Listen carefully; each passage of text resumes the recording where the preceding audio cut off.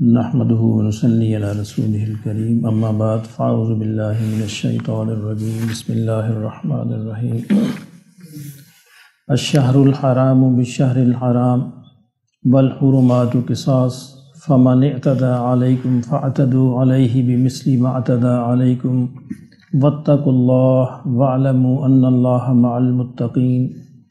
وانفقوا في سبيل الله ولا تلقوا بأيديكم الى التهلكة وأحسنوا إن الله يحب المحسنين وأتموا الحج والعمرة لله فإن أحصرتم فما استيسر من الحج ولا تحلقوا رؤوسكم حتى يبلغ الحج محله فمن كان منكم مريضا أو به أذى من رأسه ففدية من صيام أو صدقة أو نسك فإذا أمنتم فمن تمتع بالعمرة إلى الحج فما استيسر من الحج فمن لم يجد فصيام 3 أيام في الحج و7 إذا رجعتم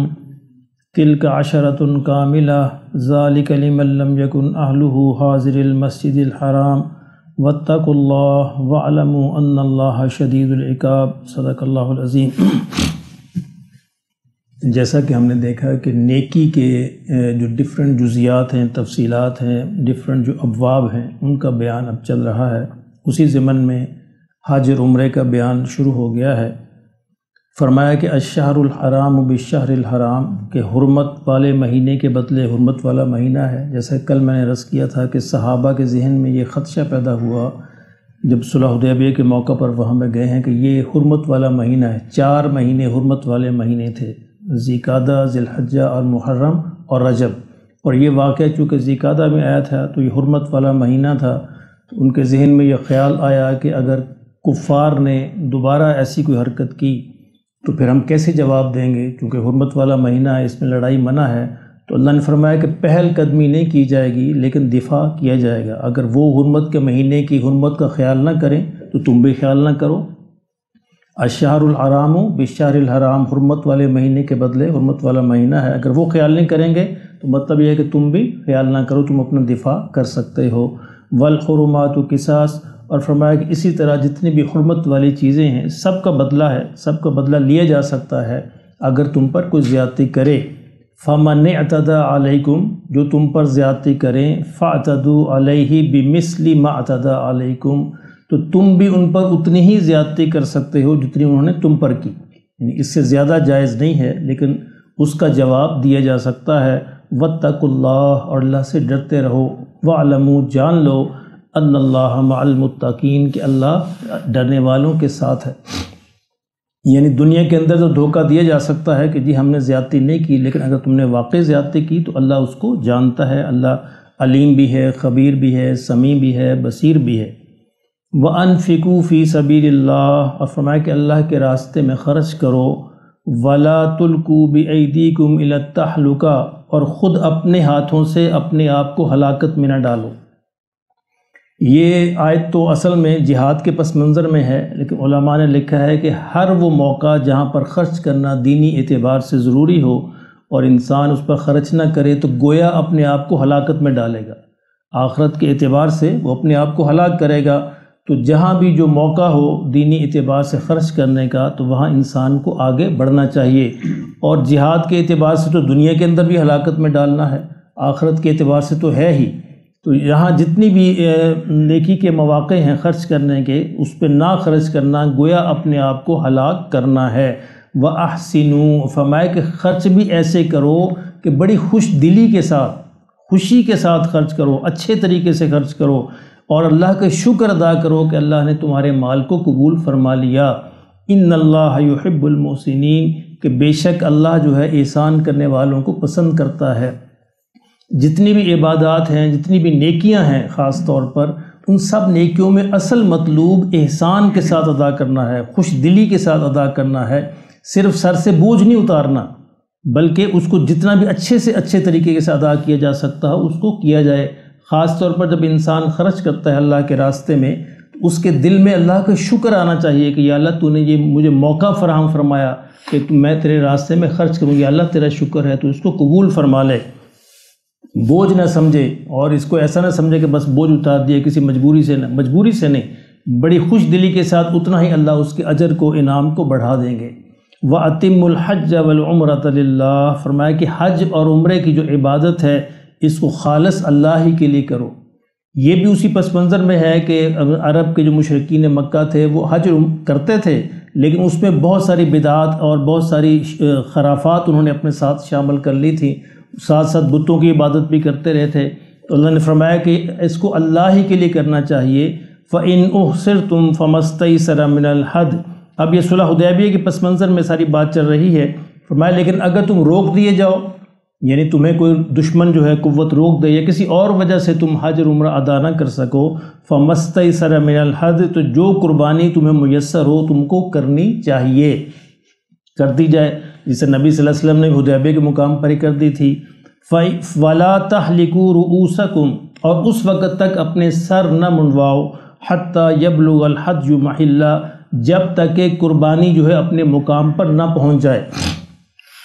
اسی لیے علماء نے لکھا ہے کہ ترتیب واجب ہے، یعنی ترتیب جو ہے قرآن مجید کی آیت کے اعتبار سے جو حج کرتا ہے بندہ، اس میں ترتیب واجب ہے۔ پہلے قربانی کرے گا پھر حلق کرے گا، جب تک اس کی قربانی نہیں ہوگی وہ حلق یعنی سر نہیں منڈوا سکتا۔ اسی آیت سے یہ مسئلہ نکلتا ہے کہ جب تک تم اپنے سر نہ منڈواؤ، جب تک کہ تمہاری قربانی اپنے مقام تک نہ پہنچ جائے، جب تک کہ جانور قربان نہ کر دیا جائے۔ فَمَنْ كَانَ مِنْكُمْ مَرِيضًا، اور پھر اگر تم میں سے کوئی مریض ہو، أَوْ بِهِ أَذًى مِّن رَأْسِهِ، یا اس کے سر میں کوئی تکلیف ہو، یعنی وہ اس سے پہلے منڈوانا چاہے، یعنی کسی تکلیف کی وجہ سے یا مرض کی وجہ سے وہ اپنا حلق پہلے کروانا چاہیے قربانی سے بھی پہلے، فرمایا فِدْيَةٌ مِّن صِيَامٍ، تو اس کے ذمے فدیہ ہے، پھر وہ روزہ رکھے، او صدقۃ، یا صدقہ کرے، او نسک، یا قربانی کرے، یعنی وہ کر سکتا ہے قربانی سے پہلے بھی، لیکن اس کو کفارہ دینا پڑے گا صدقے کی صورت میں، روزے کی صورت میں، یا قربانی کی صورت میں۔ اس کی وضاحت حضور صلی اللہ علیہ وسلم نے فرمائی کہ صدقہ کیا ہے، یا تو 3 روزے رکھے گا اور یا پھر 6 مسکینوں کو کھانا کھلائے گا، صدقہ اس کا یہ ہے، اور یا پھر 1 قربانی کرے گا، یعنی جو اپنے سر منڈوا لے قربانی سے پہلے حج کے دوران، تو اس کے لیے یہ صدقہ اس پہ واجب ہوگا، یا تو 3 روزے رکھے اور یا وہ 6 مسکینوں کو کھانا کھلائے، اور یا وہ 1 بکری ذبح کرے، قربانی کرے۔ فَإِذَا أَمِنْتُمْ، اور پھر جب تم امن کے اندر آ جاؤ، یعنی جب یہ اسی پس منظر میں ہے حدیبیہ کے، فَمَنْ تَمَتَّعَ بِالْعُمْرَةِ إِلَى الْحَجِّ، یعنی جب امن میں آ جاؤ تم پھر جاؤ عمرے کے لیے، حج کے لیے، تو جو عمرے اور حج کو اکٹھا کرے، یعنی ایک ہی سفر میں، اس کو تمتع، حج تمتع کہتے ہیں، کہ ایک ہی سفر میں عمرہ اور حج کو اکٹھا کرنا۔ شریعت کو مطلوب یہ ہے کہ عمرے کا سفر الگ کیا جائے، حج کا سفر الگ کیا جائے، یہ زیادہ پسندیدہ ہے اللہ کے نزدیک، لیکن چونکہ دور سے لوگ آتے ہیں تو یہ اجازت دے دی ہے کہ ایک ہی سفر میں عمرے اور حج کو اکٹھا کر سکتے ہیں، اس کو حج تمتع کہتے ہیں۔ تو لیکن اس کے ذمے پھر قربانی واجب ہو جاتی۔ یہ جو حج میں ہم لوگ عام طور پر قربانی کرتے ہیں، یہ حج کی قربانی نہیں، یہ حج تمتع کی قربانی ہے، شکرانے کے طور پر کہ اللہ نے ایک ہی سفر میں حج اور عمرہ دونوں اکٹھے کرنے کی اجازت دے دی۔ یہ اسی آیت کے تحت فَمَنْ تَمَتَّعَ بِالْعُمْرَةِ إِلَى الْحَجِّ، جو تمتع حاصل کرے، فائدہ حاصل کرے عمرہ اور حج کا ایک ہی سفر میں، فَمَا اسْتَيْسَرَ مِنَ الْحَدْيِ، اسے چاہیے کہ وہ قربانی جو میسر ہو وہ کرے۔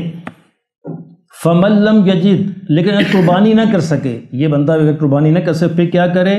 فَصِيَامُ ثَلَاثَةِ أَيَّامٍ فِي الْحَجِّ، تو حج کے دنوں میں 3 روزے رکھے، یعنی حج کے دن 9ویں ذی الحج پہلی سے لے کے 9ویں تک 3 روزے رکھے، وَسَبْعَةٍ إِذَا رَجَعْتُمْ، اور 7 روزے واپس گھر آ کے رکھے۔ یہ اس کا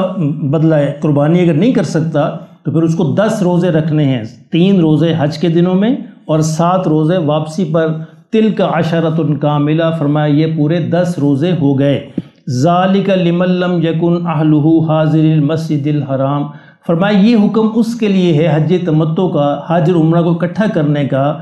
جس کے اہل و عیال وہاں مسجد حرام کے قریب نہ رہنے والے ہوں، یعنی اگر وہ قریب کا ہے تو وہ ایک سفر میں حج اور عمرہ نہیں کر سکتا۔ اس کو علماء نے فرمایا کہ میقات کے اندر جو جگہیں ہیں، اگر آپ کی رہائش وہاں پہ ہے تو وہاں کے رہنے والے ایک سفر میں حج اور عمرہ نہیں کر سکتے، ان کو الگ الگ سفر کرنا ہے۔ لیکن جو میقات سے باہر ہیں، دور سے تشریف آ رہے ہیں، وہ ایک سفر میں دونوں کر سکتے ہیں، لیکن اس کے بدلے وہ قربانی کریں گے۔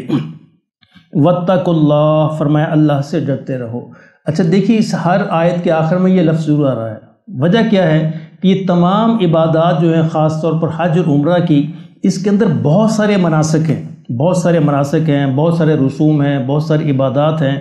ہر ایک منسک جو ہے ہر ایک کو اللہ سے ڈر کے کیا جائے کہ اللہ جانتا ہے، بندہ ڈنڈی تو مار سکتا ہے ادھر سے ادھر، لیکن فرمایا اگر تم اللہ سے ڈرو گے تو پھر تو جان لو کہ اللہ تمہیں جاننے والا ہے، دیکھنے والا ہے اور سننے والا ہے۔